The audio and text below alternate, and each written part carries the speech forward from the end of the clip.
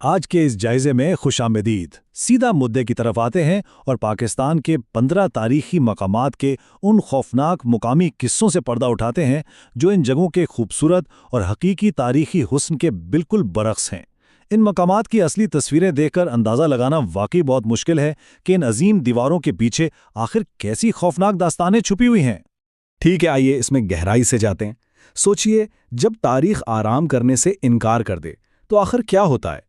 دن کی روشنی میں ان مقامات کی جو اصلی تصویریں ہیں وہ انتہائی حیران کن اور حسین ہیں، لیکن مقامی کہانیاں اور لوگ داستانیں بتاتی ہیں کہ رات ڈھلتے ہی یہاں ایک ناقابل یقین اور پر اسرار دو رخی حقیقت جنم لیتی ہے، یعنی دن کے وقت خوبصورت تاریخی ورثہ اور رات کے وقت خوف کا مرکز۔ تو آج ہم اس پراسرار سفر کو 5 حصوں میں تقسیم کریں گے۔ پہلا، حویلیاں اور تاریخی بستیاں، پھر قبرستان اور شمشان گھاٹ، اس کے بعد گرتے ہوئے قلعے، چوتھا، منحوس پانی اور خطے، اور آخر میں مقدس مزارات۔ ان 15 مقامات کو ان عناوین میں بانٹ کر سمجھنا واقعی ان داستانوں کو سمجھنے کا بہترین طریقہ ہے۔ چلیے پہلے حصے کی طرف بڑھتے ہیں، حویلیاں اور تاریخی بستیاں۔ یہ وہ جگہیں ہیں جہاں ان عظیم عمارتوں کے دلانوں میں ماضی کی عظمت اور آج کی پر اسرار سرگوشیاں آپس میں ٹکراتی ہیں۔ اب اس بارے میں سب سے دلچسپ بات یہ ہے کہ کراچی کے موہٹا پیلس کی دو رخی حقیقت نہایت عجیب ہے۔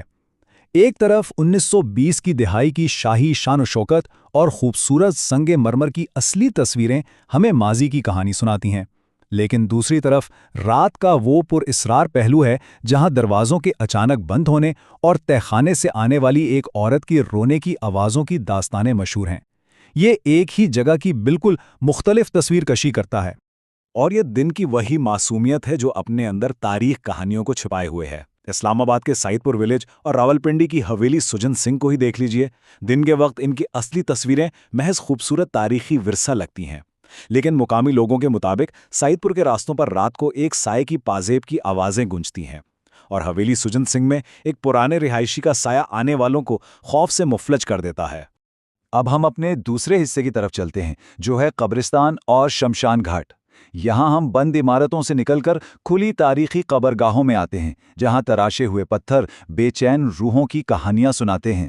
حیدرآباد کے شمشان گھاٹ کا قصہ بڑا حیران کن ہے۔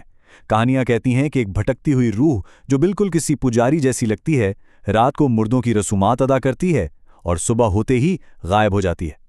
دن میں یہاں کی اصلی تصویریں بالکل ویران اور خاموش لگتی ہیں، لیکن رات کے وقت یہاں جلتے ہوئے کوئلوں کی چمک اور اگربتی کی تیز مہک کا ذکر مقامی داستانوں کا اہم حصہ ہے۔ ان مقامات کا پھیلاؤ، جیسا کہ یہاں غور کیا جا سکتا ہے، سچ میں بہت عظیم ہے۔ چاہے وہ چوکھنڈی کے قبریں ہوں، کوٹ خواجہ سعید کے مقبرے، یا تھٹا کا عظیم مکلی نیکروپولس۔ مکلی میں تو 10 لاکھ سے زیادہ قبریں ہیں، اور جیسے اس جگہ کا پھیلاؤ بڑا ہے ویسی ہی اس کی داستانیں بھی۔ یہاں لوگ ایک ایسی رانی کا ذکر کرتے ہیں جو اپنا کھویا ہوا تاج تلاش کرتے ہوئے ان ویران میدانوں میں روتی پھرتی ہے۔ آئیے آگے بڑھتے ہیں اور دیکھتے ہیں کہ یہ سلسلہ کیسے مزید گہرا ہوتا ہے۔ ہمارا تیسرا حصہ ہے فورٹریسز آف دا فالن۔ یہ عظیم قلعے جو کبھی سلطنتوں کی حفاظت کرتے تھے، لوگ داستانوں کے مطابق اب مرے ہوئے سپاہیوں کی آخری قیدگاہیں بن چکے ہیں۔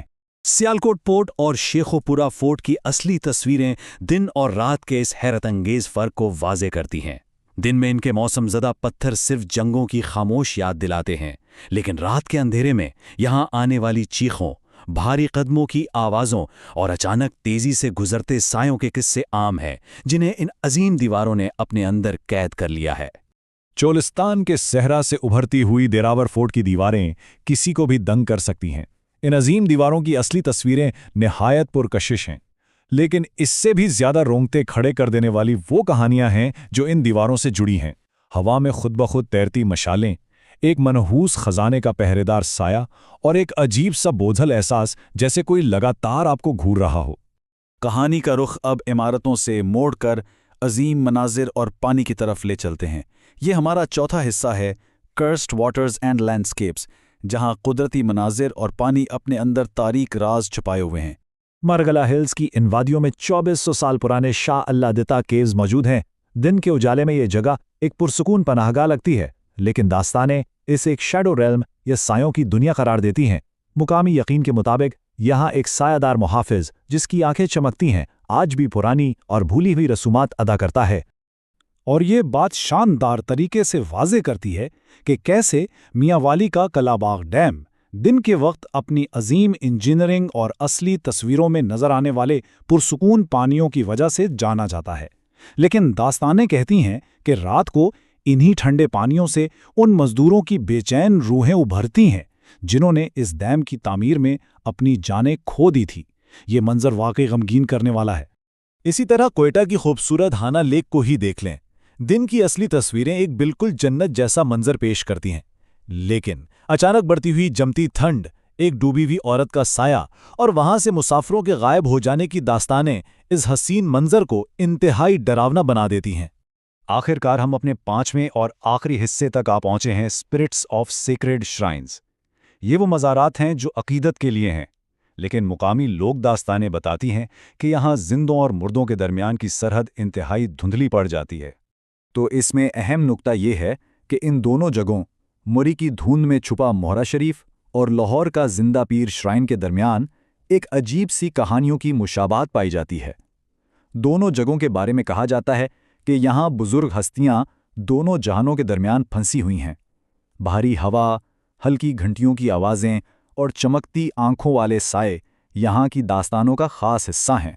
इस सफ़र के आखिर में एक नहायत ज़रूरी सवाल उठता है, क्या जिंदों और मुर्दों के दरमियान का फासला वाकई उससे भी कम है जितना हम सोचते हैं? क्या ये खौफनाक कहानियां सिर्फ अंधेरे में दिमाग का एक धोखा हैं या सच में तारीख आराम करने से इनकार करती है? ये सवाल इन मकामात के राज को और भी गहरा कर देता है और इनकी खूबसूरत असली तस्वीरें हमें हमेशा हैरत और खौफ के दरमियान किसी सोच में छोड़ देती हैं।